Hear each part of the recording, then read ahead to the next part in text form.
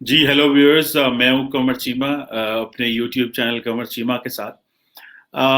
آج بڑا interesting topic ہے and that is very close to my heart کہ پاکستان میں یہ جو مذہبی انتہا پسندی ہے یہ کیسے ختم ہو سکتی ہے اور ہمیں یہ کیسے ختم کرنی چاہیے۔ یہ سوال میرے ذہن میں کافی دیر سے ہے، اس کے اوپر بات بھی کی، بولا بھی، اور ہم نے اس پہ کوشش بھی کرنے کی کوشش کی پاکستان نے۔ لیکن یہ سوال اس لیے زیادہ امپورٹنٹ ہو گیا کہ پاکستان نے دہشت گردی کی جنگ میں قربانیاں بھی بہت دیں، بٹ ایون دین جو دنیا ہے وہ ریکگنائز نہیں کرتی۔ دنیا کیوں ریکگنائز نہیں کرتی، اس پہ بحث کرنی ہے، اور اس کے لیے ظاہری بات ہے کہ ہمیں دنیا کو ایک تو پروجیکٹ کرنا ہے کہ ہم نے کیا کیا، اور دوسرا ایٹ ہوم کیا تبدیلیاں آنے والی ہیں۔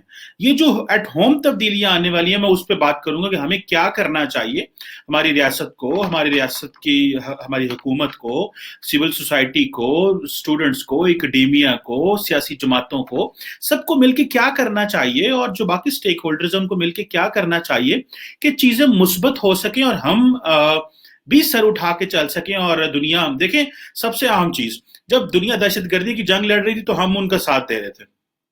افغانستان کی جنگ ہو، پاکستان میں دہشت گردوں کے نیٹ ورک ہوں، یہاں پہ القاعدہ کے لوگ تھے، داعش کے لوگ مارے، سب کچھ مارا، لیکن اتنا کچھ کرنے کے بعد، اتنی قربانی دینے کے بعد بھی ایون دین کوسچن مارک ہے۔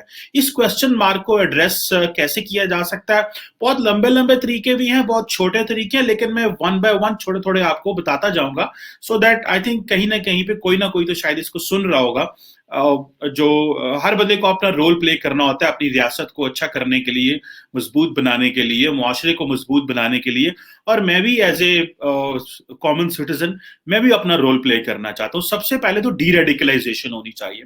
ڈی ریڈیکلائزیشن کے لیے پاکستان نے بہت کوئی کام کرنے کی کوشش تو کی، لیکن کوئی جسے کہتے ہیں کمپریہنسو کام نہیں کیا۔ مثال کے طور پہ جب سوات میں جنگ لڑ رہے تھے تو پاکستان نے اس وقت کچھ ڈی ریڈیکلائزیشن کے پلان بنائے تھے، جس میں پروجیکٹ سبون، پروجیکٹ پالے، پروجیکٹ مشیل، اس طرح کے تھے، جہاں پہ ہم نے پراپر سائیکالوجسٹ لگائے اور یہ جاننے کی کوشش کی کون کون لوگ دہشت گرد ہیں، کیا کر رہے ہیں، ان کا ماضی کیا ہے، ان کو کیسے ڈی ریڈیکلائز کرنا ہے۔ یہ بہت ایکسپینسو پروجیکٹ ہے، آپ کو ان لوگوں کو آئیڈیالوجیکلی ڈی ریڈیکلائز کرنا پڑتا ہے، جیسا سعودیز نے بھی کیا اور ممالک نے بھی کیا۔ ان کو لٹریچر دینا پڑتا ہے تاکہ یہ واپس ڈی ریڈیکلائز ہوں، ان سے پراپرلی انٹلیکچولی بات کرنی پڑتی ہے، اور ان کو بتانا پڑتا ہے کہ آپ کا راستہ غلط ہے، پھر آپ کو ان کو مین اسٹریم کرنا پڑتا ہے، جابس دینی پڑتی ہیں، شادیاں ہوں، وہ نارمل سوسائٹی کا حصہ بنے۔ It's a long lengthy process.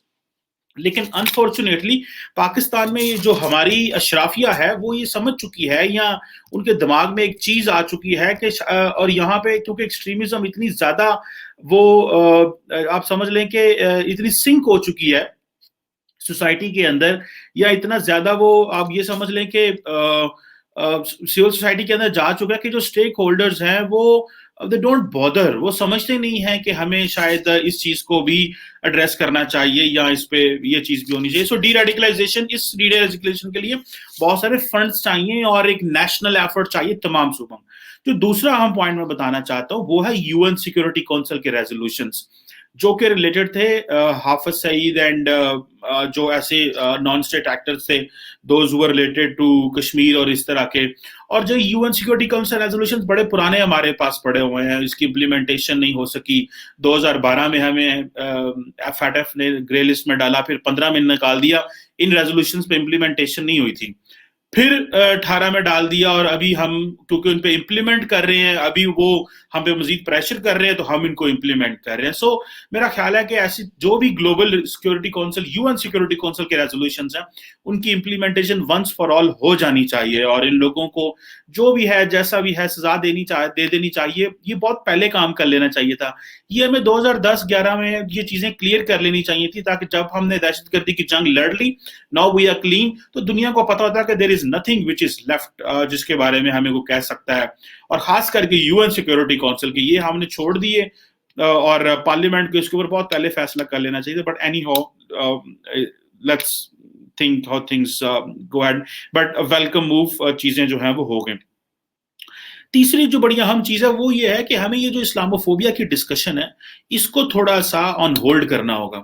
جب ہمارے چیف ایگزیکٹو لیول کے لوگ یا ہیڈ آف اسٹیٹ کے جو لوگ جب اس طرح کی ڈسکشن کرتے ہیں تو اس کا ایک ٹریکل ڈاؤن افیکٹ ہوتا ہے، وہ سوسائٹی تک چیز جاتی ہے، سوسائٹی اس کو وہ جو غصہ غبار وہ غم ہوتا ہے وہ چیزوں کو پھر پبلک ڈسکورس میں ڈسکشن ہوتی ہے، اکیڈیمیا لکھتا ہے، رائٹر لکھتے ہیں، بولتے ہیں، پڑھتے ہیں، اخباروں میں آتا ہے، ٹی وی میں آتا ہے، تو وہ پتہ چلتا ہے کہ جی ہمیں کرنا ہے۔ یہ کام پاکستان کی مذہبی سیاسی جماعتیں بھی کرتی رہی ہیں، بہت دیر ہم نے مغرب کے خلاف پروپیگنڈا کیا، کانسپیریٹوریل تھیریز ہم نے کی۔ میں یہ نہیں کہتا کہ مغرب کو بہت اچھا، ہر بندہ ہر ملک اپنا نیشنل انٹرسٹ کو فالو کر رہا ہوتا ہے، وہ بھی کر رہے ہوتے ہیں۔ سو جو یہ اسلاموفوبیا کی ڈسکشن ہے، جب یہ ٹاپ ڈاؤن لیول پہ ڈسکشن ہوتی ہے تو جب نیچے آتی ہے، سوسائٹی تک آتی ہے، تو وہ عوام کو جب لٹریسی ریٹ نہ ہائی ہو اور پتہ نہ ہو تو ایسے لگتا ہے جیسے ہمارے ساتھ بہت زیادتی ہو رہی ہے، اسلام بہت پیچھے چلا گیا، مسلم امہ بہت پیچھے چلی گئی ہے۔ سو یہ ٹاپ لیول سے جب اس طرح کی ڈسکشنز ہمارے ہیڈ آف اسٹیٹ اور ہیڈ آف گورنمنٹ کرتے ہیں تو اس کا ایک ہمیں ایک نہ چاہتے ہوئے بھی نقصان ہو جاتا ہے، کیونکہ سوسائٹی سے ریڈیکلائز ہو جاتی ہے۔ جب آپ کے پاس زیادہ نالج نہ ہو تو تھوڑا نالج ہو تو آپ تھوڑا اپنی مرضی سے پھر چیزوں کو انٹرپریٹ کرنے کی کوشش کرتے ہیں، دیٹ گوز اگینسٹ اس چیز کے۔ سو یہ اسلاموفوبیا کی جو بحث ہے اس کو بھی ختم ہونا چاہیے، اور ہمیں اس بات کو نہیں کرنا چاہیے، کیونکہ ہماری ٹاپ پرائورٹی جو ہے وہ کنیکٹیوٹی ہے، انٹرنیشنل کمیونٹی کے ساتھ زیادہ قریب ہونے کی ہے، بزنس، اکانومی، ان چیزوں پہ کام کرنے کی ہے۔ یہ بھی ہم ڈسکس کر لیں گے جب ہم اچھے وقت میں آئیں گے، جب ایک وقت آئے گا۔ چوتھی چیز جو اہم بتانے کی وہ یہ ہے کہ یہ ایسے نان اسٹیٹ ایکٹر جو کبھی اپنے ویپنز اٹھا کے چلتے رہے ہیں، اور یہ لوگوں تک پہنچنا چاہیے کہ یہ جو منوپلی اوور دا وائلنس ہوتی ہے، that is of the state, state کی منوپلی ہوتی ہے۔ اگر کہیں کو مارنا ہے، بندے کو مارنا ہے، تو وہ کوئی انڈیویجول نہیں کر سکتا۔ ایک بندہ اڑ کے گن اٹھا کے کسی کو مار نہیں سکتا، کسی کو گولی نہیں مار سکتا، بھلے کوئی بھی وجہ ہو، کچھ بھی ہو۔ monopoly over the violence is always with the state۔ ریاست کسی کو مار سکتی ہے، سزا دے سکتی ہے، وہ بھی کس طریقے سے؟ کورٹس کے ذریعے سے۔ اگر کوئی بندہ ویپن اٹھا لیتا ہے تو اس کو کورٹ سزا دی جا سکتی ہیں۔ سو منوپلی اوور دا وائلنس۔ سو اس کا مطلب ہے یہ جو جہاد کی ڈسکشن ہے اس پہ بھی کلیریفیکیشن ہونی چاہیے کہ جہاد بھی اگر کرنا ہے تو وہ ریاست کر سکتی ہے، اسٹیٹ کر سکتی ہے، پارلیمنٹ نیشنلی ڈسکس کیا جا سکتا ہے۔ کوئی جتھے اور گروپ اور گروہ یہ چیزیں ڈسکس نہیں کر سکتے کہ ہمیں ایک جتھا یہاں سے 100 بندے کا اٹھے گا، جی ہم نے فلاں بندوں کو مار دینا ہے، اس پہ حملہ کر دینا ہے۔ یہ ماضی میں کیونکہ ہم نے اس کی گنجائش نکالی رکھی اور ہم نے اس کے اوپر خاموشی اختیار کی تو اس کا ہمیں نقصان ہوا۔ کبھی کوئی اٹھا تھا، وہ اسلام آباد میں آگے دعویٰ بول دیا، اس نے کہا جی کہ یہ چیزیں بند کرو، کسی نے ڈنڈے اٹھا لیے، کسی نے گولی اٹھا لی، تو یہ اس کا ہمیں بڑا نقصان ہوا ہے۔ سو یہ جو ایکسٹریمزم ہے یہ بند ہونی چاہیے، یہ منوپلی کا پتہ ہونا چاہیے۔ دین ہمیں ڈی ویپنائزیشن کرنی چاہیے۔ ویپنز کے بہت زیادہ لائسنس دے دی ہیں پاکستان میں صرف، اور اس لائسنسز کا فائدہ صرف اور صرف ٹاپ ایلیٹ کو نہیں ہوتا، اسلامسٹ کو بھی ہوتا ہے، وہ بھی ویپن لے لیتے ہیں۔ پھر یہاں پہ فرقہ واریت ہے، گروہ ہے یہاں پہ، تو وہ پھر جیسے کراچی میں ہم نے دیکھا، پھر اس کا جب ویپنائزیشن افغان جنگ کے بعد بہت زیادہ ویپن آ گئے تو وہ پھر بہت زیادہ لیگلائز کرا دیے، پھر وہ ابھی بھی انلیگل ویپن پاکستان میں بہت زیادہ ہے۔ اس کی بہت زیادہ ڈرائیوز چلی ہیں کہ ڈی ویپنائزیشن کیا جائے، لیکن وہ گراس روٹ لیول پہ یہ تب تک ختم نہیں ہو سکتا جب تک ہمیں یہ نہ ٹرسٹ ہو کہ پولیس ہماری مدد کر سکتی ہے، پولیس ہمیں پروٹیکٹ کر سکتی ہے، تو تب ہم ویپن چھوڑیں گے۔ دوسرا یہ ہے کہ جب تک ٹاپ لیول پہ جو لوگ ہوتے ہیں، جو بڑے لوگ ہوتے ہیں، جو فیوڈلز ہیں، جو انڈسٹریلسٹ ہیں، یہ سب کو سیکورٹی بھی ملے کہ بھائی آپ کے جو انٹرسٹ ہے وہ ریاست پروٹیکٹ کرے گی، آپ وریڈ نہ ہو۔ سو اس میں ظاہر بات ہے پروسیکیوشن اور یہ ساری چیزیں عدالتیں کام کریں گی تو لوگوں کو پتا ہوگا کہ بھائی اگر ہم نے کسی کے خلاف ویپن استعمال کیا تو ریاست ہمیں پروٹیکٹ کرے گی، تو پھر ڈی ویپنائزیشن ہوگی۔ اس طرح نہیں ہے کہ ٹاپ لوگوں کے، بڑے لوگوں کے پاس ویپن رہے اور چھوٹوں کو دے دو ہماری گن واپس کر دو، تو یہ چیزیں پھر نہیں چلیں گی۔ دین ایک امپورٹنٹ چیز ہے کہ پاکستان کے اندر کریکلم ہونا چاہیے، سیم ہونا چاہیے۔ مثال کے طور پہ یہاں پہ مدرسوں کا اپنا ہے، پرائیویٹ اپنا ہے، پبلک اپنا ہے، آرمی کا اپنا ایک ایجوکیشن سسٹم ہے۔ سب کے جو کریکلم ہے وہ ایک جیسے ہونے چاہیے۔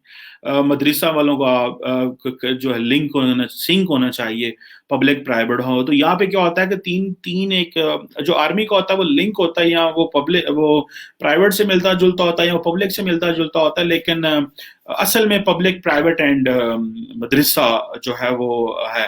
تو یہ دیکھنا ہے کہ کیا ہمیں واقعی جب یہ 3 ڈفرنٹ کریکولم کے لوگ پڑھیں گے, اگر ایک ہی گھر میں 3 بچے ہوں, ایک مدرسے میں جاتا ہو, ایک پبلک اسکول میں جاتا ہو, ایک پرائیویٹ اسکول میں جاتا ہو, تینوں علیحدہ علیحدہ سلیبس پڑھ رہے ہوں, تو obviously at the end of the day ساروں کے دماغ علیحدہ ہوں گے, سوچیں علیحدہ ہوں گی, ماں باپ چاہتے ہوئے بھی ان کو ایک پیج پہ نہیں لے کے آ سکتے. سو میرا خیال ہے کہ یہ چیزیں جو ہیں ہمیں ایکسٹریمزم کو, ریلیجس ایکسٹریمزم کو ختم کرنے میں this can help when the state has one national curriculum. ایک ریاست ایک کریکولم دیتی ہے, اور ویسے بھی 12 سال تک کہتے ہیں براڈ بیسڈ ایجوکیشن سسٹم ہونا چاہیے. مینس کہ 12 سال تک یہ جو مدرسے کا سسٹم بھی ختم ہو جانا چاہیے. براڈ بیسڈ ایجوکیشن سسٹم ہونا چاہیے, جس میں لوگ سائنس پڑھیں, جغرافیہ پڑھیں, میتھمیٹکس, فزکس پڑھیں.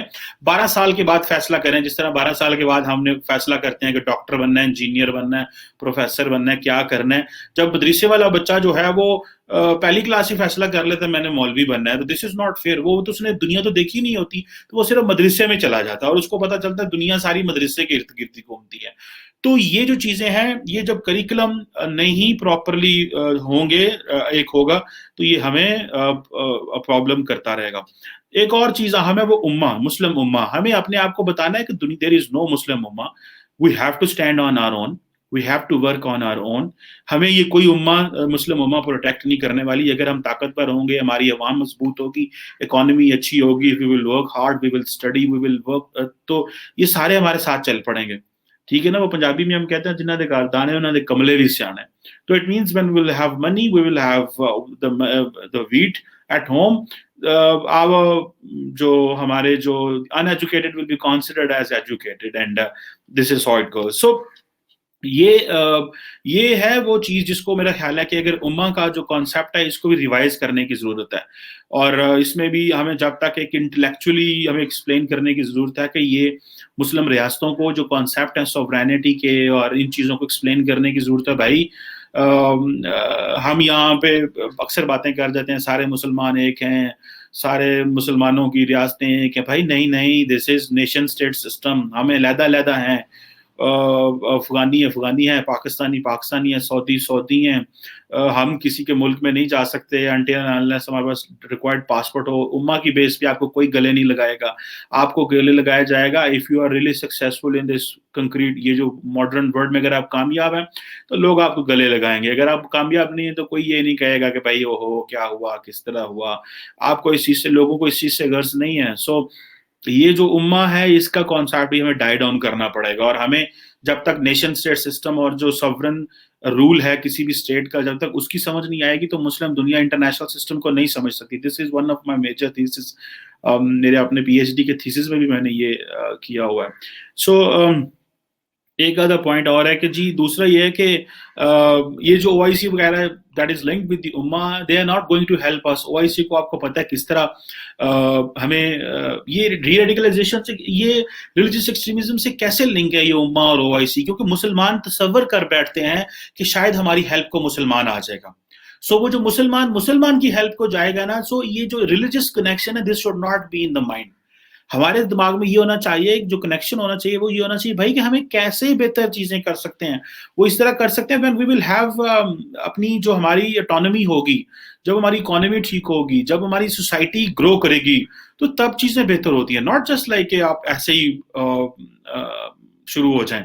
سو میرا خیال ہے کہ یہ جو کامن سٹیج ہے like O I C, we should not look to it. یہ ان کو ہمیں ان کی طرف نہیں دیکھنا.